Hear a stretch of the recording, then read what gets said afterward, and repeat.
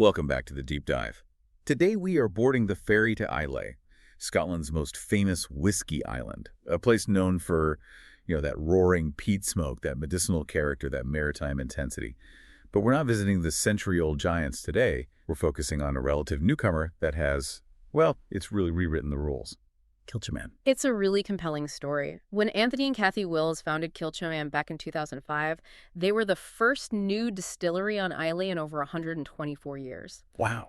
And they didn't just build a distillery, they built an entire philosophy around total vertical control. They call it their Barley-to-Bottle approach. Right, and to dig into that, we've pulled sources from a Danish whiskey specialist, whisky.dk, and some related articles. We really want to get into the nuts and bolts of this commitment. So if you're a listener who wants to truly understand what terroir means in whiskey, or you're just looking for a really phenomenal Islay dram, this is for you. Our mission today is pretty simple. We want to understand what it means to be a true single farm, single malt, and how that focus really defines Kilchoman's flavor profile. Yeah, that term barley-to-bottle gets thrown around a bit, Yeah. but Kilchoman, they really exemplify it. I mean, this level of vertical integration is extraordinarily rare in modern whiskey production. Okay, let's unpack that. Why is it so unusual in the industry? And how did the Wills family even manage to pull this off on Rockside Farm? Well, it's rare because modern whiskey production is all about centralized efficiency. Most of the big distilleries rely on huge industrial maltings for their grain. It's cost-effective, it's consistent. Of course. Kilchoman decided to just sacrifice that efficiency for complete quality control. The farm wasn't just a pretty location, it was the entire foundation of the project. And they're still one of the few independently family-owned distilleries in Scotland. The sources even note that the three Wills sons are now involved, keeping that family commitment right at the center. And they've managed to scale up without losing that hands-on approach. I mean, they started small, right? They filled their first cask on December 14th, 2005, aiming for, about 100,000 liters a year? Exactly. But today, they've scaled that up to around 600,000 liters. And they export to over 70 countries. So they've really proven that you can scale this kind of quality control. They have. It's proof the market wants that authenticity. Their defining feature, that full barley-to-bottle process, means they grow grain right there on Rockside Farm. They do traditional floor malting on site, and then every other step, distillation, aging, bottling, it all happens right there. And just to clarify for everyone listening, floor malting is that old school, really labor-intensive process. You spread the barley on a floor to germinate, and it has to be turned constantly by hand. It is a deliberate rejection of modern mechanized systems. And here's a fascinating detail from the sources on how they bridge that gap between their own small-scale malt and their larger demand. Right, because they can't produce all of it themselves. No.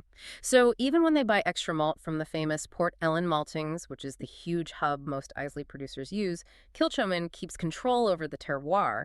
They actually supply Port Ellen with the island's own local peat to use in the malting process. That's incredible. So they're ensuring that Islay's soil and smoke are in their spirit, no matter where the grain is actually sprouted.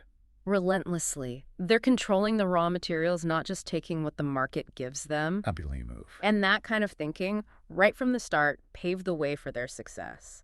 The inaugural release came out in 2009, a 3-year-old whiskey. Which is very young. Very young. But the sources highlight it was a massive success, sold out immediately. It showed there was this real appetite for a new, maybe fresher style of Islay malt. And they brought in serious expertise, too. It wasn't just family passion. They hired people like John McClellan, who had decades of experience over at Bunnahabhain. They certainly did. They combined that farm-driven authenticity with some serious distilling knowledge. So that brings us to the most important question. How does all this commitment translate into the actual taste of the whiskey? Exactly. Yeah. We know Islay is generally smoky, aggressive, so how did Kilchoman carve out its own space? Yeah, if you put a Kilchoman next to, say, an Ardbeg or a Laphroaig, the difference is pretty immediate. What defines that core Kilchoman style? It's all about a deliberate balance. They wanted an Islay character that was clearly maritime and smoky, but maybe lighter and more elegant than some of the island's heavy hitters. An approachable peat profile. Yes. Something with complexity that doesn't just overwhelm your palate. And I think the best illustration of that is their flagship release, Mashir Bay. It's the one most people try first. It is. Mashir Bay, named after that beautiful bay right by the distillery, is built mostly on ex-bourbon maturation. And bourbon casks are key because they give you that sweetness, right? Vanilla, coconut. Precisely. That sweetness helps tame the smoke. And I noticed they use a really specific finishing period in sherry casks for Mashir Bay, not full sherry maturation. What's the strategy behind that short burst of sherry? Well, that's the key to the balance. They want those classic bourbon notes, the sweetness and tropical fruit to lead. But that short sherry finish, maybe 8 weeks or so, it just adds a subtle depth, a bit of texture. A bit of texture, a hint of dried fruit, a richer color. It stops the whiskey from feeling too sharp or one-dimensional. The result is that beautiful coastal peat smoke integrated with vanilla, stone fruits, and a really distinct citrus sweetness. Great starting point. But then you have Sanaig, which takes that sherry influence and really turns it up. It does. So what's the big difference in how they're matured? Sanaig is where they show off that deeper interplay between smoke and dried fruit. Where Mashir Bay is bourbon-led, Sanaig is a true blend with a much higher proportion of whiskey matured fully in sherry casks. Specifically from Miguel Martin in Xeres, I read. High-quality stuff, and you can taste it immediately. So now we're talking more caramel, more honey notes coming through to play against that Islay peat. Exactly. Sanaig gives you caramel honey, a bigger wave of dried fruit. It just complements the sweet peat smoke beautifully. It's for someone who wants a richer, darker dram, but still needs that salty, smoky Islay signature. And for the real enthusiast, we should probably mention they offer cask-strength versions of both. Oh yeah. For those who want that raw, unfiltered maximum impact, Kilchoman definitely caters to them. Which is the perfect segue into where Kilchoman really starts to flex its muscles. Cask innovation. This is where being small and independent is a huge advantage. A huge advantage. They absolutely use their small batch sizes to experiment. Most big distilleries, they stick to bourbon and sherry for consistency. Kilchoman takes that foundation and then just builds these remarkable layers of complexity. It's a smart strategy for a young distillery trying to stand out. A very smart strategy. So let's start with their deeper dive into sherry, beyond the flagships. I'm thinking of the annual Loch Gorm series. Loch Gorm, named after the Dark Loch near the farm, is their definitive sherry expression. The sources point to releases like the 11-year sherry cask, which is just, it's a great example. You get intense, rich, dried fruit. Raisins, dates, warm spices, dark chocolate, and it all ends with that classic salted sea breeze finish. It's powerful. And they don't shy away from sweetness either. They use Pedro Ximénez PX sherry casks for a 2023 limited edition. Now, PX is famously syrupy sweet. What's the challenge in marrying that with aggressive Islay peat? It's a real tightrope walk.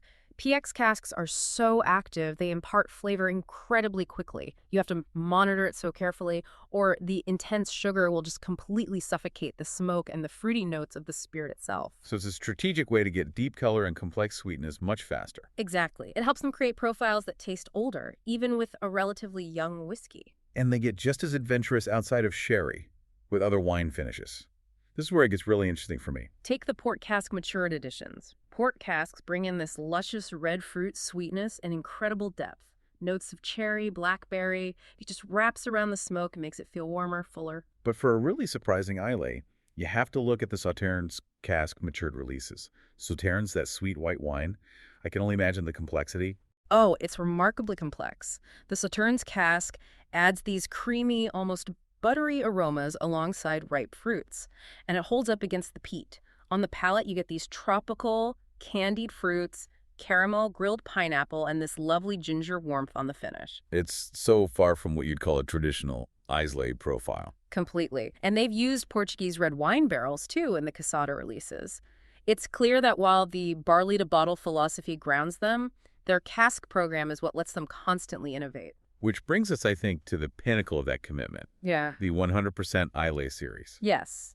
This is the ultimate expression of what they do. The 100% Islay series, like the recent 14th edition, it's the full Barley-to-Bottle philosophy in a bottle.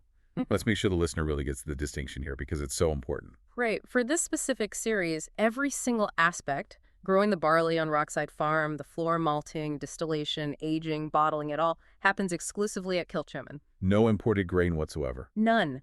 It is the purest possible expression of their own land and their own craft. But here's the nuance that the sources reveal, which I think surprises a lot of people. Because this series uses Kilchoman's own barley, it actually has a lighter peat smoke profile than their standard releases. That's right. The smoke intensity is lower. And to understand why, we have to talk about phenols. The chemical compounds from the peat smoke. Exactly. They get absorbed into the barley during drying and create that smoky flavor. Because the barley grown on Islay often has a higher moisture content and a slightly different structure, it just absorbs less smoke during their traditional floor malting compared to an industrial-grade malt. So the source of the barley literally changes how much smoke it can hold on to. Precisely. It results in a cleaner, brighter spirit, even though it's still very much a peated Islay malt. So the 100% Islay series is less about a smoke bomb and more about the barley itself. It's all about showcasing the sweet, oily character of the barley, balanced beautifully with that subtle smoke. They often mature it in a mix of ex-bourbon and Oloroso sherry casks to really find that balance between the natural fruit, the sweetness, and the bright smoke their own grain produces. It's the closest thing you can get to drinking the Islay landscape. This has been a really fascinating look at a kind of duality. Yeah. If we synthesize everything we've talked about, what's the core takeaway about Kilchoman? I think their success comes from a really powerful strategic blend. On one hand, you have this fierce commitment to terroir through vertical control. That's the barley-to-bottle part. It grounds them in authenticity. The foundation. Right. But they combine that with this incredible agility and innovation in their cask finishing. It lets them create these diverse, complex profiles you'd normally expect from a distillery twice their age. So they control the source, and then they play with the aging. That's the formula. And they've done it in record time.